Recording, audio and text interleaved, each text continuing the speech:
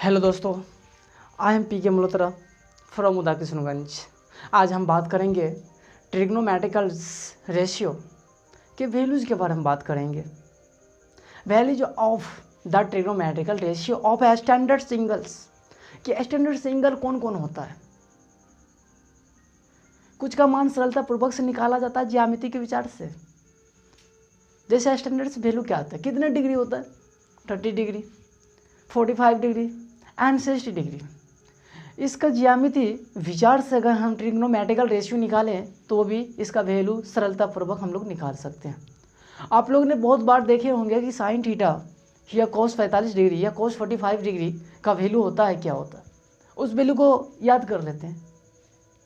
आज हम लोग इसी प्रकार से वैल्यू जो निकालेंगे, या साइन 45 डिग्री या टेन 45 डिग्री या कोसेक 45 डिग्री या सेक 45 डिग्री या कॉट 45 डिग्री या टेन 45 डिग्री, जी को वैल्यू जो निकालेंगे वो हम एक ज्यामिति से निकालेंगे और उस ज्यामिति से हम लोग उसको प्रूव भी कर लेंगे कि साइन 45 डिग्री बराबर कैसे होता है वैल्यू 1/√2। हम इस बारे में आज विचार करेंगे। फर्स्ट क्वेश्चन मेरा ये रहा, ट्रिग्नोमेट्रिकल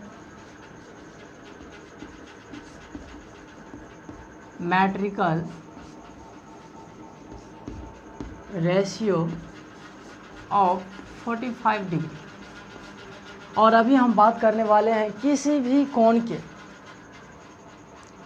त्रिकोणमितीय अनुपात निकाल सकते हैं। कैसे निकालेंगे, हमें राइट एंगल बनाना है यानी समकोण त्रिभुज, जो कि यहाँ 90 डिग्री का कोण बना रहा है। हम इसका वैल्यू यानी इसका नाउन कुछ भी दे सकते हैं। इसका नाउन हमें सी डाल दिए और इसका नाउन बी डाल दिए और इसका नाउन ए डाल दिए। अभी एंगल की बात किया है तो 45 डिग्री के एंगल है, 45 डिग्री एंगल यहाँ पर हम रख लिए। कि अभी हम बात करेंगे किसी भी कोण के लिए ए बी सी क्या है, यह एक समकोण त्रिभुज है। इस जगह हम बात कर लेते हैं समद्विबाहु, समकोण समद्विबाहु। तो कुछ इसको हम मान लेते हैं।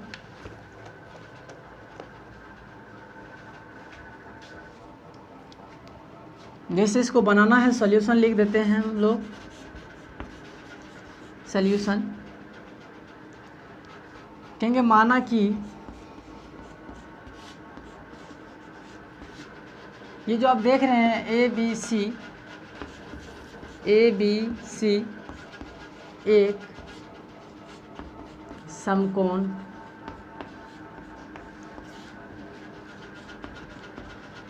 समद्विबाहु त्रिभुज, समद्विबाहु त्रिभुज है।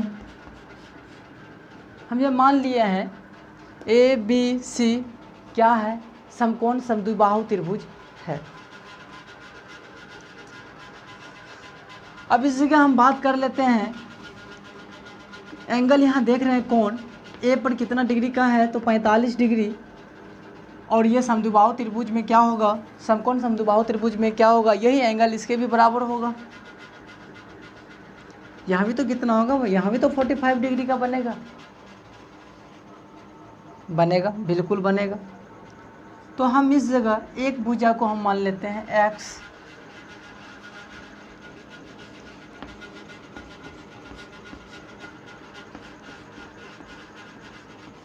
हम मान लिए x इसी बराबर, यानी इसकी आधार हम लोग क्या मान लिए, x मान लिए।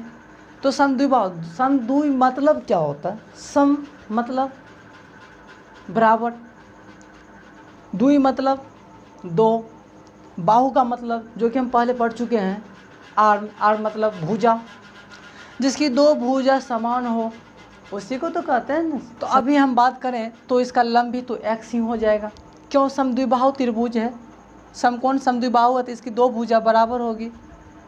क्या हम इसको लिख सकते हैं ऐसे, यानी AC बराबर BC बराबर x लिख सकते हैं ना। ठीक उसी प्रकार से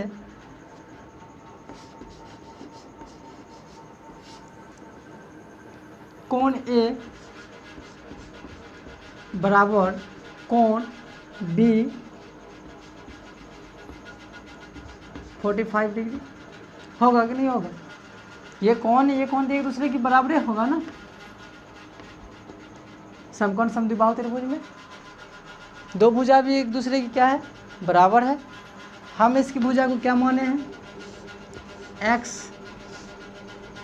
तो ये भी तो हो जाएगा मेरा x।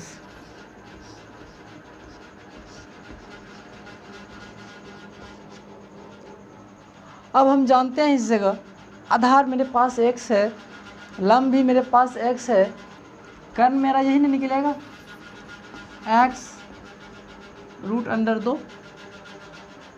कैसे निकलेगा, चलिए हम लोग निकाल के देखते हैं। हम इससे फर्स्ट वाले वीडियो में बताए थे, इसको हम परपेंडिकुलर बोलते हैं क्योंकि इसके सामने सम्मुख भुजा ही लंब होता है, जो भी एंगल दिया रहेगा इसके सम्मुख वाला भुजा लंब होता है, ठीक है। और ये आधार हुआ, ये मेरा हाइपोटेनियस हुआ, यानी कर्ण लंब आधार।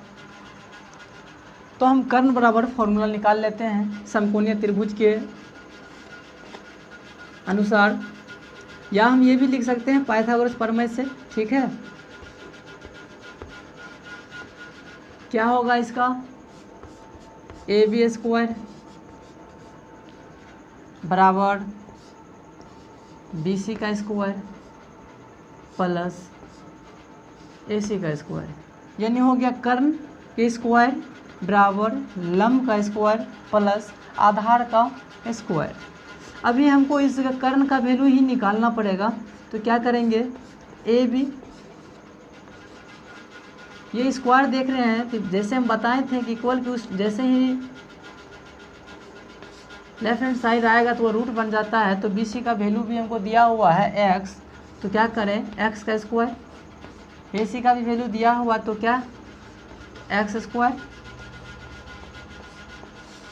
अच्छा ये दोनों ऐड हो जाएगा तो कितना हो जाएगा 2x स्क्वायर, होगा कि नहीं होगा, 2x स्क्वायर। इस जगह देख रहे हैं स्क्वायर का वर्गमूल हो जाएगा, यानी कि AB बराबर x √2। मेरा कर्ण निकल गया, कर्ण हम लिख लिए हैं। अब इनसे ही ये परपेंडिकुलर, बेस और हाइपोटेनियस के अनुसार ही हम ट्रिग्नोमेट्रिकल रेशियो निकाल लेंगे। किसी भी कोण का ट्रिग्नोमेट्रिकल रेशियो निकाल सकते हैं। चलिए अब आगे हम बात कर रहे हैं।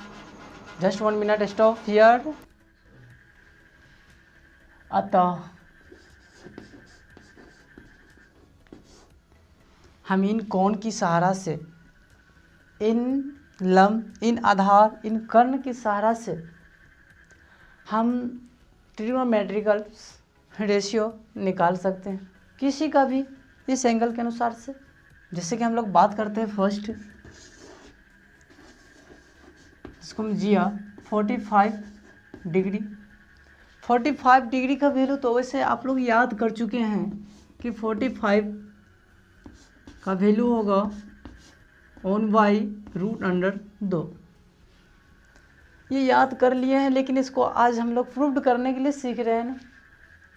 चलिए ठीक है, sin 45 डिग्री हम इक्वल कर देते हैं, बराबर कर देते हैं।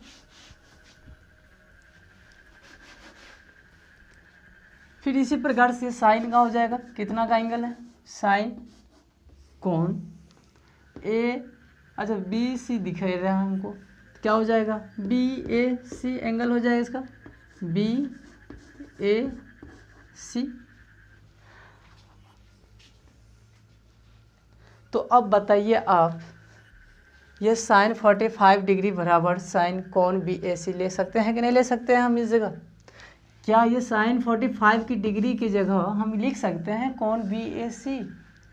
क्योंकि हम यहाँ बात कर रहे हैं ना BA, तो कोण A का कितना डिग्री है, 45 डिग्री। तो हम लिख सकते हैं कि नहीं, साइन 45 डिग्री की जगह पर साइन कोण BAC लिख सकते हैं, बिल्कुल लिख सकते हैं, ठीक है। अच्छा इसी जगह बात कर रहे हैं, अब हमें इस जगह बताइए कि साइन कोण BAC जो है इसका वैल्यू क्या हो जाएगा, यानी साइन कोण बी ए सी इक्वल, तो साइन का हम लोग सूत्र जानते हैं, इसका फॉर्मूला क्या होता है, फर्स्ट वाली वीडियो में देखे थे, लंब बाय कर्ण होता है। तो लंब बाय कर्ण होता है, तो हम इसको लिख सकते हैं ना, लंब बाय कर्ण। अच्छा, लंबाई जो कर्ण लिखे इस जगह, तो लंब मेरा क्या है, बी सी है ना, और कर्ण क्या है, ए बी। क्या हम लंब की जगह ए बी लिख सकते हैं कि नहीं, और सॉरी, लंब की जगह बी सी और कर्ण की जगह ए बी लिख सकते हैं कि नहीं लिख सकते हैं। तो इस जगह हम वही लिख देते हैं, ठीक है, B C by A B.